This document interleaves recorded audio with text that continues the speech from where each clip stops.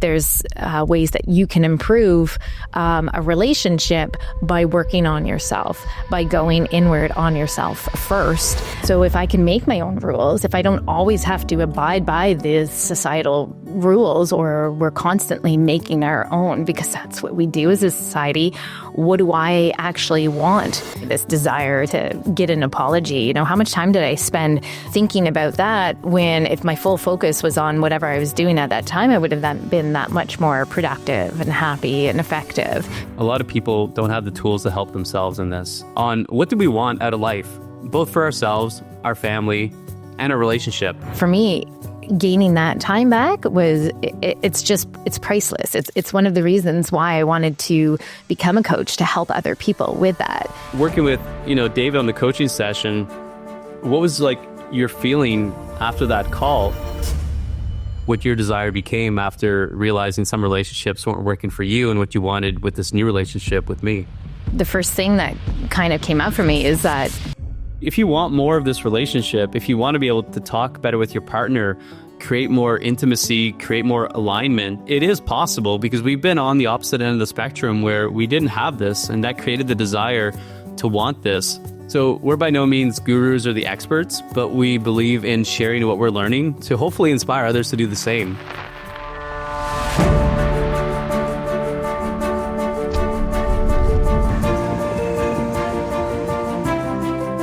All right, guys, welcome to today's episode of Real Influence. I'm here today with my beautiful co-host and wife, Monica Vaillancourt. Monica, welcome to the show. Oh, thank you so much for having me. How are you doing today? I'm doing well. I'm very hyper aware that this is your space. And honestly, I just want to do good by you. Yeah, you better, or else I won't invite you back. So, it's the first time Monica's on the podcast, and it's going to be a little bit of a different format that we want to continue, because on this Real Influence journey, on this transformational experiential journey that we're on with traveling with our family, and just really leveling up both ourselves as individuals and as a relationship, we wanted to share behind the scenes. All packed up, ready to go? Thumbs up? We had so many great conversations with people at a recent mastermind who were envious might not be the right word, but just wanting to have that relationship connection with their spouse. Definitely intrigued. They were intrigued. There's this new awareness or attraction to having more, and thinking kind of outside of the box about what that might look like. Everything from, you get to travel with your wife, that's so cool. Oh, you brought your kids to this. How do you guys do that? So we're by no means gurus or the experts, but we believe in sharing what we're learning to hopefully inspire others to do the same.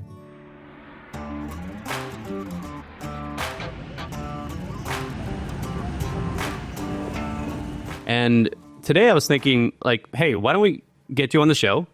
Let's talk about a recent experience we just had where we're defining a life vision together. We revisit this, every couple months. We started to do this really intentionally last year through working with a private mastermind coach that we're working with on what do we want out of life, both for ourselves, our family, and our relationship. And we constantly have to keep up with what that looks like for us, and to check in with each other and to see how that feels. So today we are going to dive into what exactly the experience it was we were going through, which was, we know that we want to live somewhere differently in the future. We don't know where that is, and we're not trying to get hung up on, we have to live in this one location. It's, what do we envision that life to look like? And then the rest will figure itself out. And that's our hope, that's our intention. So for us, it was we wanted community. We wanted to be able to travel with the kids. We wanted to be closer to the airports. Right now, we're an hour and 45 minutes away. So it's a little thing, but it does add up. And with us, it's always about, how can we get more out of life? And it's okay that this place is our dream location, but we want more of it. So it's just an encouragement and an inspirational thing, hopefully for anybody listening and watching, to continually challenge those assumptions you're making in your life and making sure that you check in with your partner. It's been a big thing for us. Both of us have been divorced. We don't want that again. And we learn things from going through the contrast of divorce.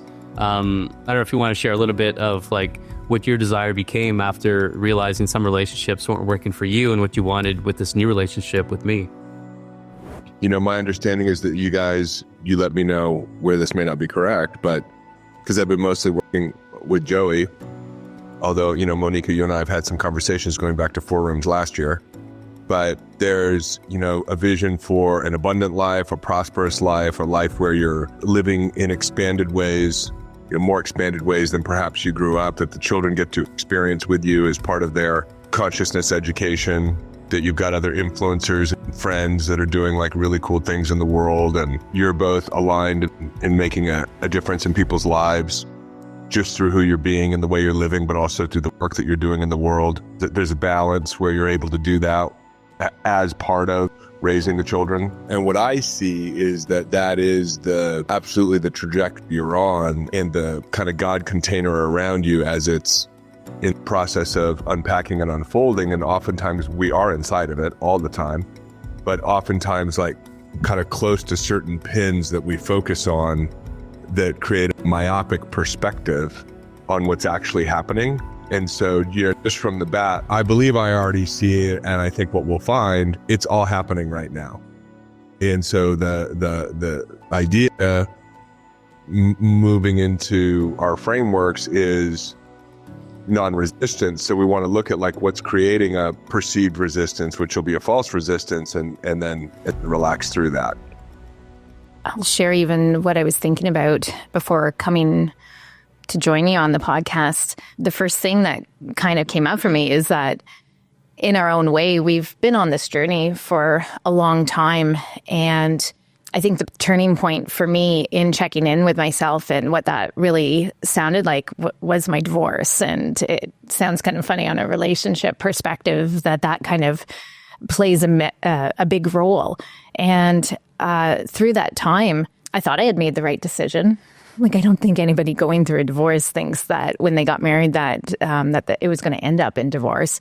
And so I really thought I had made the right decision. And I was dealing with a lot of shame around making the decision to go through a divorce. And I remember having a conversation with my older sister and just sharing that with her. I'm like, I feel so bad about doing this and like carrying this label with me.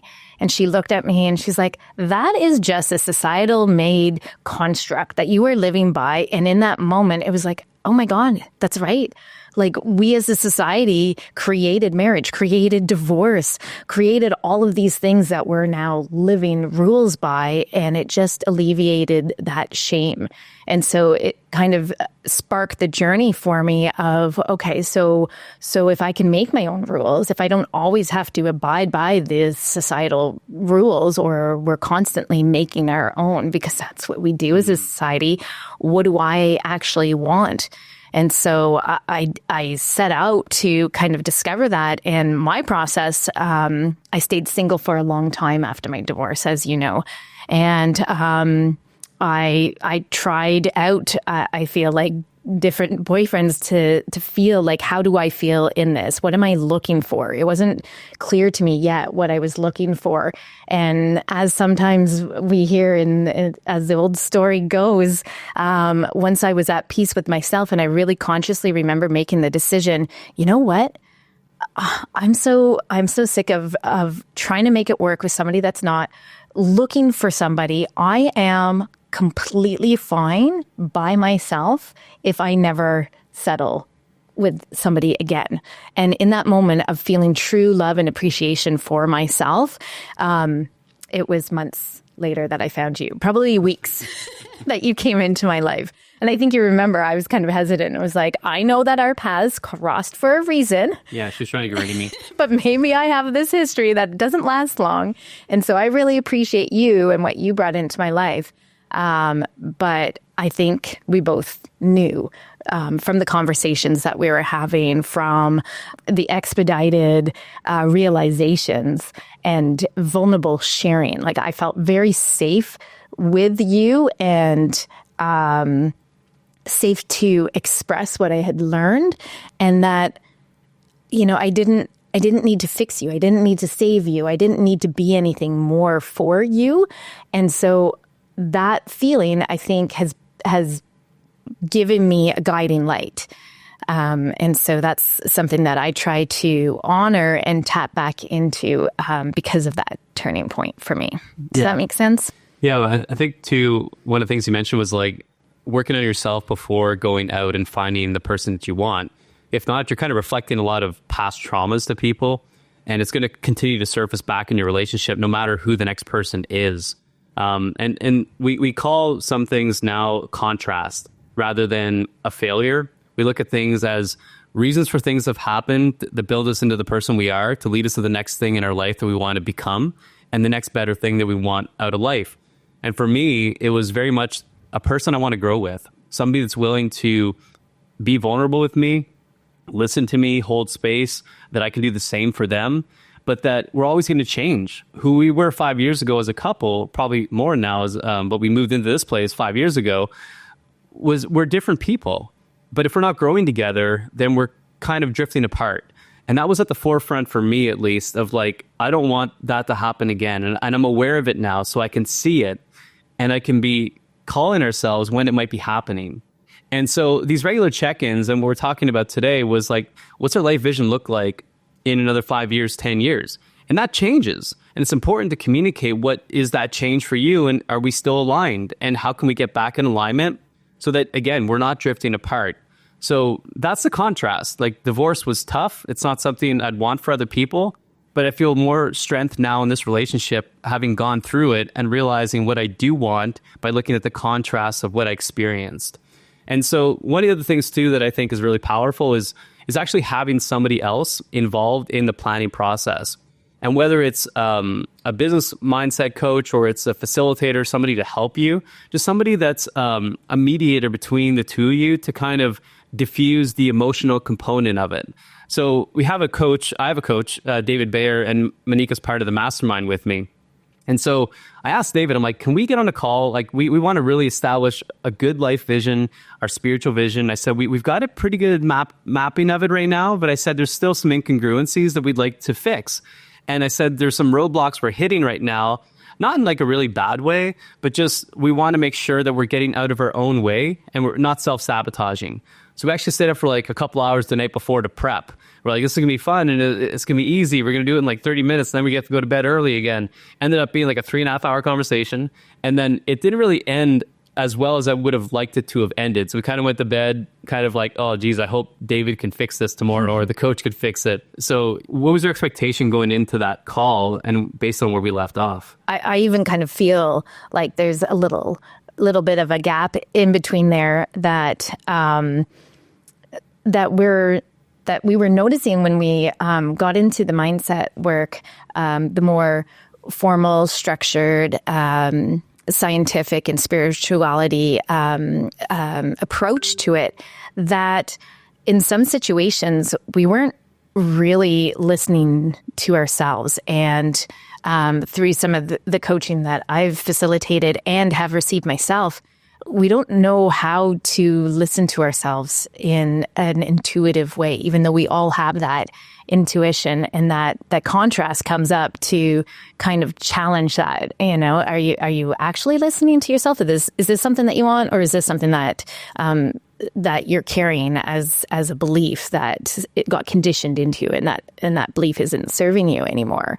And so for me, starting to listen to who I was and why certain struggles were happening in my life, that like I thought I was communicating and I thought I was sharing with you what I was thinking, and then it was coming back like, if I'm repeating myself 3 times, is there something that I'm doing wrong? You know, like, is it me or is it you? I think that's a common question. And so having a third party kind of helps dismantle that. It kind of helps peel the onion, peel the layers back, and get beyond just the feeling and the habit of things, because we fall into habits of being. And I think that was a little bit of a scary part for both of us, is that, you know, we found this incredible partner, and we're very happy where we are and with the life that we're experiencing.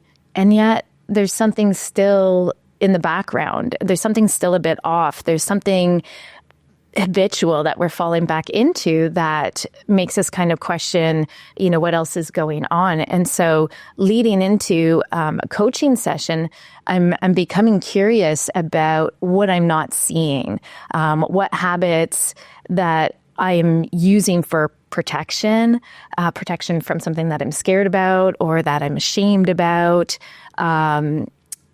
habits that are mine and that will serve me, something that I need to stick to my guns about, because that's also something that I second guess is that, no, this is something that you really want. It's a valid ask. And maybe my partner has a block that's stopping it from being seen in the way that it truly is. And so I think that was my hope. That was like, okay, I know I have blocks. You have blocks. Can we work with somebody to kind of peel those back so that we can get at the truth and the congruence of what we actually want together? Yeah. And just to add on that too, I think it's like important to be vulnerable and to share some things that like we actually talked about, because this could be anything from like your wife tells you, hey, I need your help with the dishes. Like, and whenever I hear like, hey, can you help with the dishes? I instantly go to, well, of course I'll help. But then I feel defensive, like I'm doing other things. And all these feelings and emotions are coming up when in reality, the fact is she's just asking for help. But for me, my triggers, my core programs that I know when they're activated, I'm like, I have to be aware of that now, where the story I'm telling myself is she's asking for help. She doesn't think I do enough around the house. How dare she? Does she not know what I did all day? But she's just asking for help. But you can notice that the stories you start to tell yourself start to build up. And that's where this emotional like baggage comes into play. And that's where you have these blowouts over these little things. So I think the key to this is really being aware of it. And when you're aware of it, you can notice it popping up. You can notice it as a thought. It's like, this is a thought that I have. And then when you can source where that thought comes from, you can start to diffuse that emotion and realize like, oh, wait, that's actually based on my parents. They used to have these arguments and now I'm being triggered by that past event. It has nothing to do with us. All she wants is a little bit of help doing the dishes. But specifically, there were some bigger blockers for us. It wasn't about the dishes. It was really about, we lived the last 12 months of our life, or actually 10 months, but we're part of a 12-month community where we were traveling with our kids. We were doing all these things. We're building new businesses, really having a great life, a really powerful experience, as the community is named. It's a powerful living experience community. And to me, it was like, wow, we did so much. And I feel like we just are fulfilled. And then throughout the conversation, there was this moment where Monika was like saying, well, I don't feel like we're doing everything. There's actually this other part that I don't feel fulfilled in. I would like to put more emphasis on the community aspect. And if we're in this community now, and I live the day-to-day of that of, like, for example, Leo's home right now. And so it's like reaching out to friends and friend moms, and I'm spending the time in that. And then it's like not feeling satisfied at the end of the day or stimulated, and that getting trapped in that cyclone of like, I don't feel like we have more friends. Like I want to have more friends. I want to have more community around this area. And then I was initially being like defensive, reactive. I was like, what do you mean? Like we do so much. We don't have more time for people. Like I don't have more time for people. And instantly it's just like, I could feel it. So weeks later, I'm now able to look at it and say, what is she really asking? She's asking for more community around her. Why is that a bad thing? I was letting my preconceived judgments, assumptions come in and cloud really what the ask was. And it's not to say we have to do everything you want to do or that we have to do everything I want to do. It's about what is the compromise? And through the work with like David, and we had actually 2 sessions now, it was like, let's define what it is you want. Because we can talk all day about the problem, about we don't have enough of this, we don't have enough of that. It's like, well, what is it that you want? And that's been one of the big key teachings, I think, for both of us has been, do you know what you want? Can you define it so that if it's anything from doing dishes, well, how many times a week do you want help with the dishes? And I'll make sure that I really try to hit that. How many meetups do you want to do in a month with friends? And let's try to meet that. You kind of, you apply a little bit of a business perspective to a relationship where it's like, what's the KPI that needs to be met in this relationship? And let's try to hit it. And if it's not enough, let's reevaluate later. So I kind of go into the analytical side, but I mean, is that safe to say that's kind of what we're experiencing as far as like the kind of divergence in what I felt we were doing as a fulfillment, and you're still feeling a little bit of lack, and that was okay. Yeah, I think your data analysis of it was bang on and typical male. I do say so. And I think what we're kind of realizing as well is, in any relationship with any person, in any dynamic, there's different perspectives. And so for me, I have more of an emotional sense. Like I feel things. And if I want to vision for something, I actually have to vision how it feels and not necessarily get caught up on the details of it, because that'll be my block. And so I have to tap into my feelings and be like, I feel this rage. Oh, what could it mean? And it's like, oh, you're trying to get 10 things done when in reality, you need to just prioritize and be like, it doesn't matter if the garbage gets taken out this right minute. Like, it doesn't matter if this happens right now. But that's what you're feeling angry is because you're trying to get all these things done, or because you didn't make time for a workout this morning. But all of these things are within my control, of course. And then another feeling that I find that I'm tapping into that I was really scared about and really daunted by was judgment. And so I would feel I'm sensitive, I think, to feeling judged, first of all.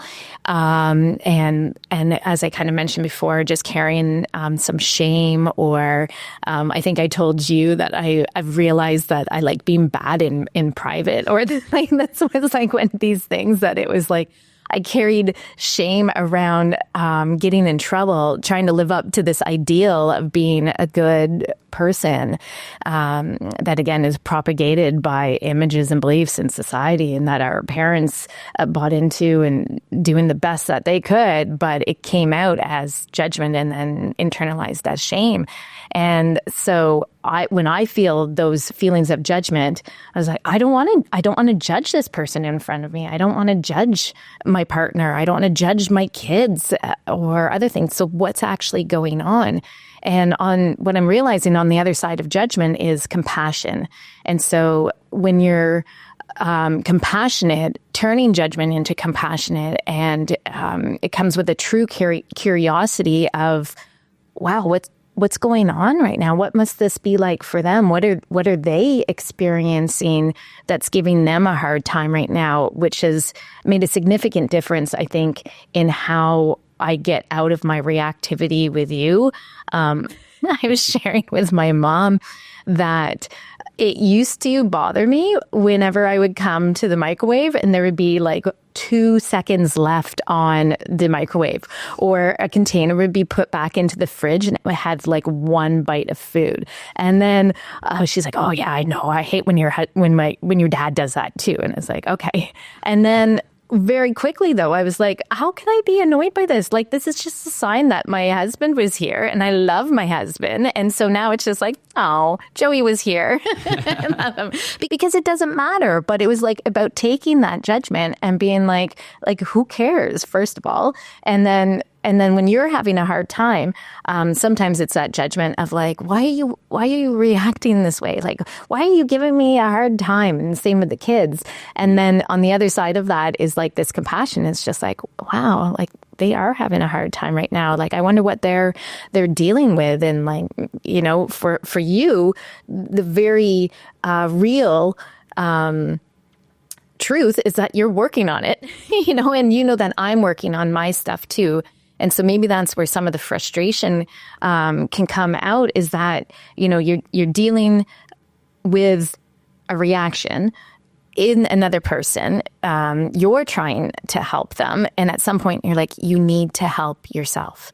You need to help yourself. And I think that's where having a coach has kept us accountable. And when we made our vows to each other, and we were fortunate enough to take that opportunity to write our own vows and think about what we wanted to include in there, we said that one of the most important things was not committing our lives to each other, but for committing to taking the responsibility that I will work on myself and be the best version of myself for you, for us, for this life that we're building together. And I actually recently shared with some girlfriends that before we got married and when I met you and we started having kids first, I was like, I was fine with not getting married. I didn't have to be that person that had the certificate or had the protective law behind me. I was fine with living our life in the commitment that we had. But then after getting married, I realized how much it did mean to me because we took the time to write our vows and consider what we wanted to commit to each other, how we wanted to do it, what we envisioned in terms of who was around us and where it would be and what was important to us. And so making that commitment of working on myself first and foremost, instead of pointing the finger at, well, you do this and you need to change. I think that has made a real difference for me. Yeah. I want to circle back to the Tupperware because that last bite in that Tupperware is the best bite whenever you're like, oh, I just want to go have that one little last piece of pizza. See? And the microwave is definitely a control thing that I picked up, I think, along the way of like, you're not going to control me, microwave. I'm going to get you right before you beep at me. So I'm working at it. It's also a little tick of mine. But I think understanding where things come from, I know we talked about it, but it's like, why is that triggering you? Because if you think about it and you realize, oh, wait, that's just a conditioned behavior because my mom used to tell me about my dad doing that and he did these little things that got on her nerves maybe. And now I'm kind of behaving the same way because it's conditioned behavior. It's a handed down belief. Once you realize that, then you can start to say, well, wait a minute. Is it really that big of a deal? Do I think it's a big deal? Or am I just influenced by someone else here? And can I change that because I want to hold space for this person in my life that I love and I don't want to feel this resentment? And how hard would it be to do this change? And it's like, it's not that hard. And back to the conversation of like life vision for us was, we have like a fortress of solitude here where we're at. We're in the mountains, kind of. We're on the river. And then we get to do international travel. I get my bucket filled when we're like doing international travel and I have virtual community. And that to me is like enough as an introvert. I'm like at night and on the weekends, I just like my downtime. But then there was this other side that, you wanted more friends and more community. And I get triggered by that. And I had like a bit of an epiphany moment of like, I just realized why I'm getting triggered. And it's because of obviously past experiences. There's been times where I felt like second in a relationship or second best or just not the priority of that person. I've seen, I love my parents, but I've also seen my dad sometimes share that like my mom would constantly be looking for community outside of our family. And I remember my dad saying things like, why aren't we enough for you? Like, why do you have to go search for people? Why can't we just have fun as a family? I think those are all built into me. And they're triggers for me when they come up, where in reality, I have a lot of evidence that community is a beautiful thing. If anything, like community is what I actually want, but I have this resentment for it because of these past experiences that I've been kind of handed down. And in my belief system, it's scary. Another one is like, I can't ask for help because asking for help is weakness. And now I've learned that like, no, actually asking for help is actually bold, it's courageous, and you get help. So like, once you start to realize these things, you can start to be like, oh, wait a minute, do I believe that or not? And if I don't, what's the new belief? And then, we found evidence. And this is all methodologies we're using and learning, but they're really effective at getting out of the like, I hate this, I don't want this. It's like, okay, well, what do you want? And how can you change this? Like, because sometimes you can't change the other person. It's not about changing the other person. In our experience, it's more about what's reflecting from us here and how can we change that for ourselves. And then the other person doesn't even have to change, or maybe through the process of us changing, they do start taking more action on the things you actually want them to do. But it's not a forceful way. It's a very surrendered, I love you, I'm going to hold space for you, and I'm going to hope that this happens, but I don't want you just to act the way I want you to act. I don't want you to do the things I'm telling you to do, because that's very controlling, and nobody likes to be controlled. And, one thing come up for you too was like, there were some things that in our journeys right now, you're kind of restarting a new journey in your life. You're doing coaching, you're doing community, you're doing a bunch of new discovery, and like, how does that next transition look for you? And on one side of it, I look at it as like, wow, I'm so proud of Monika. She's doing so many wonderful things and so courageous to make this step in her life. And a lot of people would look at the step and they've even told me and her like, wow, I could never do what you're doing and change direct trajectories on your career. And I look at it as like, wow, she's really killing it. And then on the flip side, from what I heard was kind of like, I feel like I'm getting left behind. I feel like I'm not part of the business. I feel like I'm holding you back. And I was just like, wow, I definitely didn't feel that at all. Like, I'm so sorry that's the way you feel. And instantly I wanted to change that. I'm like, well, how could I do more for you? And I go into that reactive mode. But like, can you expand just a little bit on like how that feeling was for you, because it was a really emotional thing for you when you're experiencing it. Yeah, it was. And I can kind of feel it coming back. And, I can really appreciate that I felt comfortable enough to tell you that, like, first and foremost, that was like a big movement forward for me, that I felt safe enough to be that honest and vulnerable with you. And then also tell you in the same breath, I don't want you to fix this. Like, this is not for you to fix. It's hard as a guy not to fix things. I just want it to be an awareness. I want to be able to get this out. I don't want to hold it anymore inside of me, because I think that for so long, so many of us hold what we're supposed to feel, or hold this inside what we're struggling with, because it's messy and because we've had adverse reactions to it in the past about when it's come out. And so to feel safe to actually share it and then explore it and look at it, it allowed for the transformation to actually happen. And it wasn't, and realizing that it wasn't a new feeling, that it wasn't just this time where it's a pull to change something, a pull to figuring out who I was, who I am, and what I want the next X number of years to look like, and what I'm really fearful about the X number of years behind me, what I interpreted as the struggles, what I didn't want to repeat in those. And sometimes we get so bogged down by the non-repeats, or what we don't want, or what was so hard about that time, that we don't even give ourselves permission to, one, be in the moment that we're in right now, and all the glory and messiness and wonderfulness that it is. And then obviously allow ourselves to look forward to envisioning more, and how big can we make that vision be, and how much can we ask for in all of its entirety, because of the infinite source that we have around us. And so for me, being able to share that with you and letting it get untrapped from my throat was kind of like that first step. And then based on the teachings, I went inward, and I said, the only place that this answer is truly going to come is from inside. And part of my asking for help is having the faith in myself that I'll know when the help arrives, that I'll know how to hear the help, whether it comes from intuition or whether it comes from something that somebody says. Like, they could have said it 10 times, or your husband could say it 10 times, and then somebody else says it, and you're in a slightly different place, a slightly different version of your processing, and then all of a sudden you can receive it. You can accept it as the help that it is, and be ready to step into it for your role in it.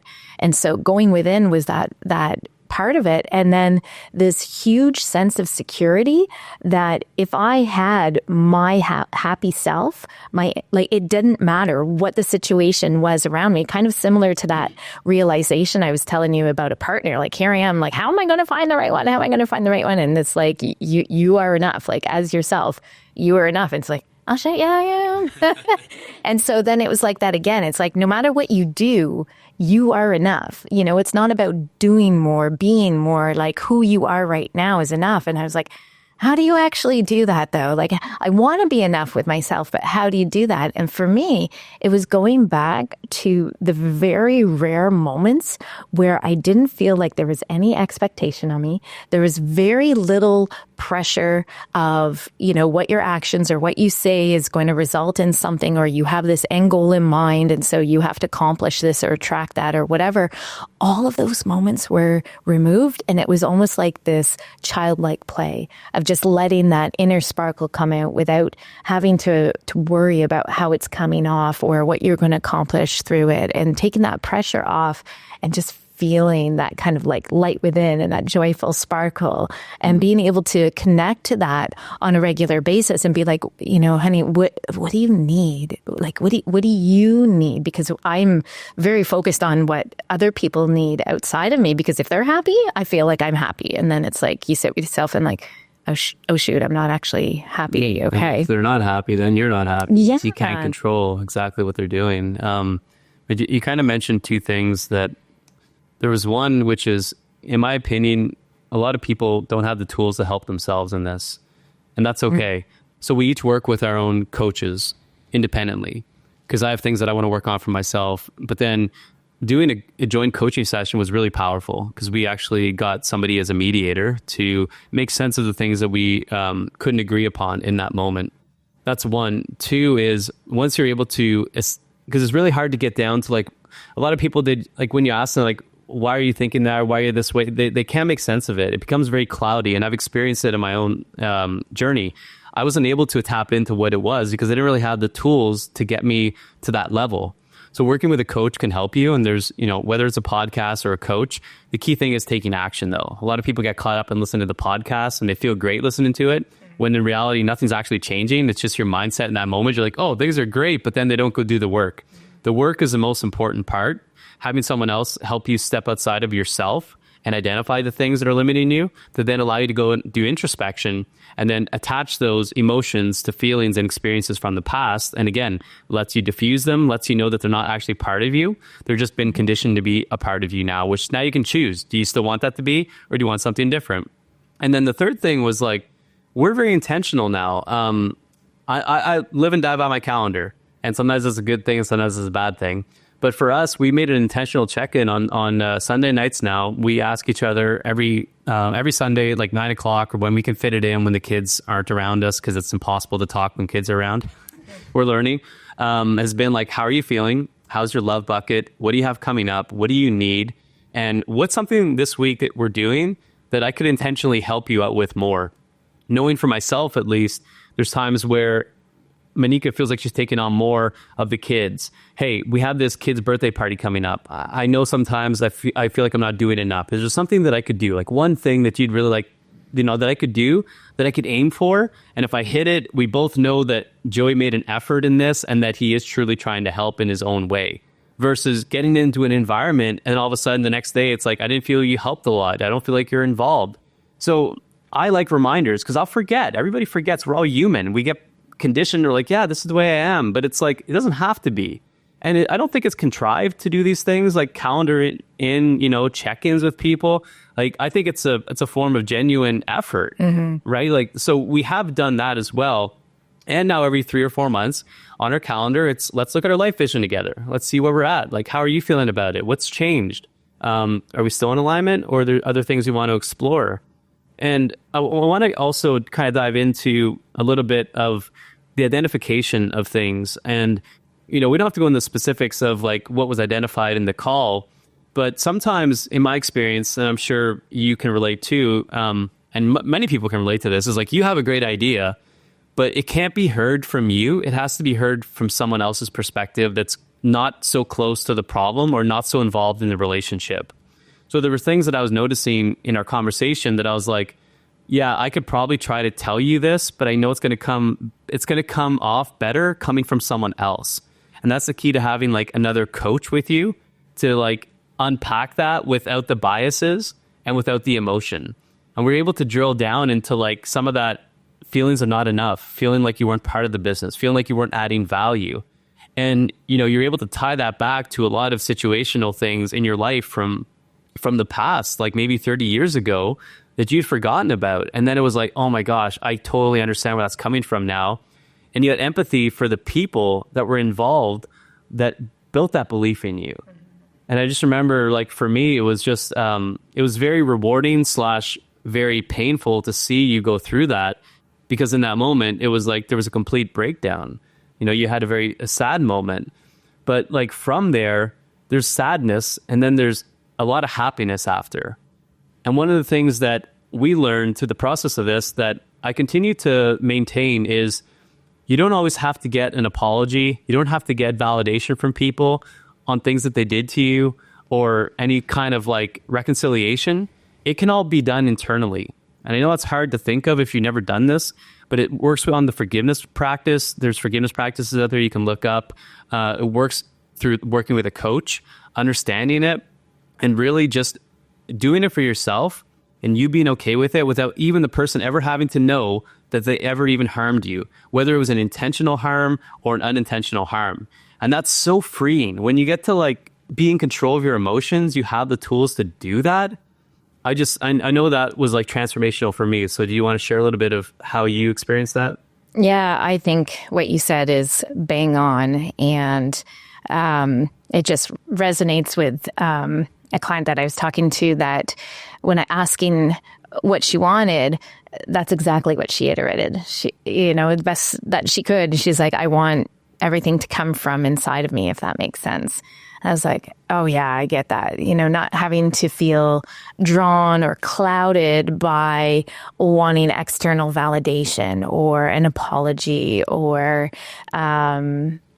some kind of honoring of what is true inside of you. But it takes a lot of practice. Like we're not taught how to do this, how to get in touch with ourselves. And even the process of asking somebody what they want can make them feel very uncomfortable and be like, wow, you're really making me think, and it's like, yeah, how often do we think about what we want? And, kind of a silly story, but it was time sensitive this morning. I kind of felt the pressure of things that I wanted to do. And you had workout time for yourself, which, is really important. And I was getting the kids up and going and getting a jump start on breakfast. And so I popped the pancakes into the toaster, and our middle child, Leo, 4 years old, he's like, oh, you didn't ask me what I wanted for breakfast, because that's usually the routine, regardless of who's here or what we kind of have planned already. We'll say, what do you feel like for breakfast? And give him some options. And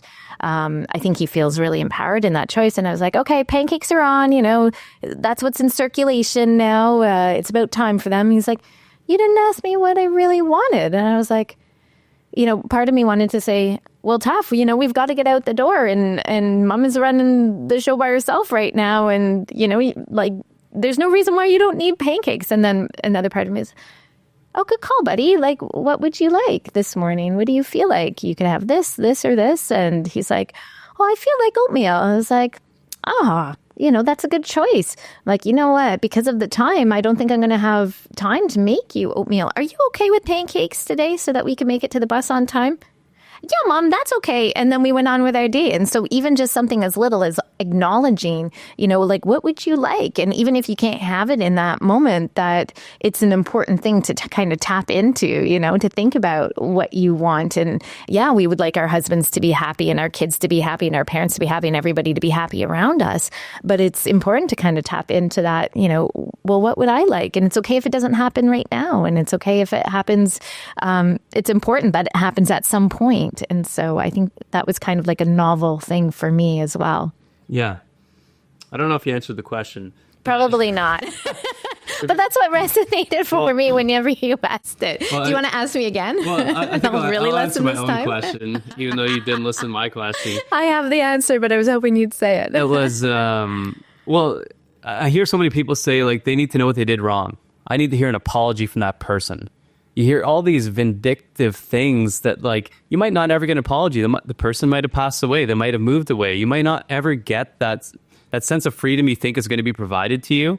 Even if you do, I've had experiences that I've gotten the apology, but I wasn't fixed inside. I didn't forgive them fully. I didn't forgive myself for allowing them to do that for me. There's two sides of forgiveness. There's the external, the person did something to me, I want to forgive them for doing that. And there's the extreme ownership of, I let them do that to me. Okay. And then there's the spiritual, metaphysical part, which is like, this all happened for a reason. Mm-hmm. Okay. And this takes a little bit more work to get to. So if you're not there yet, don't worry. And especially something fresh happen, you don't want to apply this type of logic just yet, but you'll get there over time. Harder things take a longer time.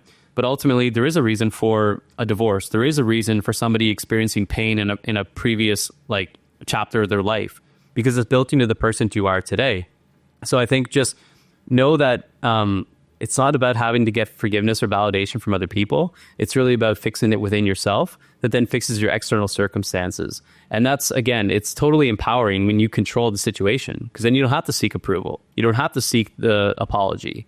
You don't have to go out and ask anybody for anyone's necessarily like the help to get through that if you have the tools, unless you're working with a coach. So that to me was just like a big thing where in that moment, in that coaching session, when I saw you going through the suffering, but the realization that came from like, I understand why I'm judging. I understand why sometimes I nitpick at this one thing with you or my kids. It's not actually part of me. It's just something I'm doing. Like I'm on an autopilot, right? Like you're just operating, but there's nobody really home. Like the lights are on, no one's home. You're just kind of like going through the motions because we mimic what we see. We mimic what we've been through, and we can stop that. And working with, David on the coaching session, what was like your feeling after that call? Like, and we invested probably like 4 hours into this total in 2 days. Like, and that's a lot with kids and businesses. So, when you think about amount of time you have to put in, but imagine what you could lose without putting in that time. For me, the investment is worth it. Even if we're a little bit tired tomorrow, even if, we didn't get to some things we wanted to get to, this and us as individuals are important to invest in time, even if it doesn't have an ROI, which my mind goes to ROI, like, hey, I'm going to spend this amount of time. Where's the money coming from? Or where's the next business? So if you're caught up in that loop, just know that this is a really, really valuable amount of time that then expands and compounds over multiple amounts of lifetimes within a chapter of that life, if that makes sense. But how did you feel after the session? Like maybe not right after, but like a day or two, like where did you land? What were you thinking? All those things. Okay. I promised to answer the question this time. And when you were talking about time, like you could have asked me too, like how much time did I spend kind of worrying about this hold that this person had on me or this situation had on me, this desire to get an apology. How much time did I spend kind of thinking about that when if my full focus was on whatever I was doing at that time, I would have been that much more productive and happy and effective. And so for me, gaining that time back it's just priceless. It's one of the reasons why I wanted to become a coach, to help other people with that. You just think that, don't rock the boat. Just let me keep going and I'm going to hold on to this thing. And the day that they apologize or whatever, like that'll be when I release it because I've just got it.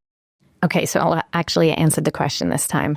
I think in that moment of saying out loud that I wanted an apology from this person and being asked the question about, what would that mean for them, either to admit that or to go through that process for them for your own gain, and then being allowed to have that realization, it let go of all of the thinking that I was doing behind that of wanting to have that apology and all the time that I spent analyzing it. And if this person only did this, then this would mean this about my mental state or about my happiness, and being able to talk through why it wasn't needed, like why that apology wasn't something that needed to come from that person at all. The realization that I already knew, and that it just took my acceptance and belief in it and strength. It was a raw strip down that allowed me to be vulnerable in the pain of it and not be scared about it. A lot of us don't want to go back to that pain to experience it, and it's not always about that, and it doesn't have to happen. But being able to feel the emotion and then let it go, it was very powerful, because once it was gone, it freed up all of this time, all of this mental space to be more efficient at what I was actually trying to do. And so we're realizing that sometimes having to let go of either the thoughts or the beliefs or the desire for an apology, being able to let go of that first to let more stuff in is something that really moves the needle, if I can use one of your terms. Yeah. And through the process of talking together, I realized how I could help her. And it wasn't the way I thought I was going to help her before that call. And so the idea was that, I've got this forgiveness framework that I use and I've been using for years now. And I keep refining it, and I keep using it because things keep coming up. And I'm like, oh, I forgot about that. I got to go do a forgiveness practice. So I heard her and I'm like, hey, how about we do a forgiveness practice together on that situation? And she was open to it. And then I was like, okay, this is how I can help you. So, our encouragement with this episode today is like, if you want more of this relationship, if you want to be able to talk better with your partner, create more intimacy, create more alignment, it is possible, because we've been on the opposite end of the spectrum where we didn't have this, and that created the desire to want this. The idea moving into our frameworks is non-resistance. So we want to look at like what's creating a perceived resistance, which will be a false resistance, and then relax through that. And I think, like, I don't know if it's been your experience as well, but sometimes you're at a different starting point, and it's really important to know where you're at versus your partner, and being very gentle at this. We were in a fortunate situation where we're both in the work. Like, we're both learning the same methodologies. So I consider us very lucky in that regard, because you're able to coach me and I'm able to coach her as well. So we'll go into we'll put on our coaching hats sometimes, and it'll be like, okay, we're doing like a coaching session now. This isn't like Monica and Joey, the relationship. These are like, we're coaches now to each other, and we're able to communicate more effectively.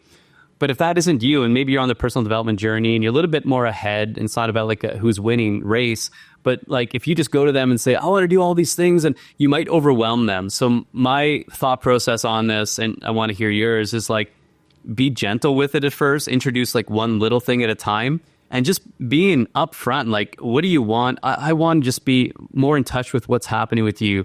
I want to grow with you. I really want you to be with me on this journey. I don't want us to grow apart. Like, nobody's going to argue with that. That's what every partner would want to hear. But if you go at them saying, you've been doing a lot of things wrong, and I think we need to make some changes, you're going to get a reaction from that. So that's not the way to do it. So just notice how you're asking for things. Notice how you're approaching the person, and meet them on their level. Because I think I mentioned this, was like, you might be talking a completely different language than they are. Women talk in emotions, and men kind of talk in like more factual based evidence. So, you have to understand those divisions. But what's your take? Because you had something else really good to mention. Oh, just in terms of a starting point, just recognizing that it starts with your own healing. Like doing your own healing, doing your own introspection is something that we don't give as much credit to for the effect that it has on the people around us. And we don't give it enough credit for the change that it can inspire, that it can actually, in the moment, effect, basically. And that I think we have to give ourselves that permission to say that this is allowed to start with me, based on what I want. Like you said, to tap into that it has to mean something enough to me to start with myself. And sometimes that's a scary place to be, but it really requires kind of blocking out all of that noise of the shoulds, and maybe a partner saying, I'm doing this anyway, regardless of whether you're on board or not. I am. It takes enough time to allow yourself to be caught up with that idea that there's more that's possible, that there's ways that you can improve a relationship by working on yourself, by going inward on yourself first, and being able to hold that space for your partner in their healing and where they are on their journey, and seeing them for who they are, like allowing any preconceptions or habits to kind of subside, get them stripped down, and just seeing it for what it is, which can be harder than how easy we can make it sound. Yeah. As you're talking through it, though, I was thinking about this. I just remember the lines of like, it's not you, it's me. I just had to work on myself. That was like the old way to break up with people. I didn't really understand it, and it used to just be like a line you used to use. But now you literally get it. It's like, yeah, you do have to do that. And it doesn't have to be a way to break up with somebody, but literally it does start with you. And learning the tools to effectively start to make that change within yourself. One of the things that I did in the past couple of years has been like, I led a lot of my life with ego. I had a lot of success from that in a lot of areas of my life, but ego wasn't allowing me to be truly happy. And when I started to surrender to things, surrendering being like, again, looking at your beliefs, looking at what you think you need to do versus what you actually want to do, or what is it that you want to accomplish, and how do you think you're going to feel, and why can't you feel that now? When you start to surrender to those things, that's where happiness really truly starts. And we're experiencing more happiness. And all that to say, there's moments where there is suffering.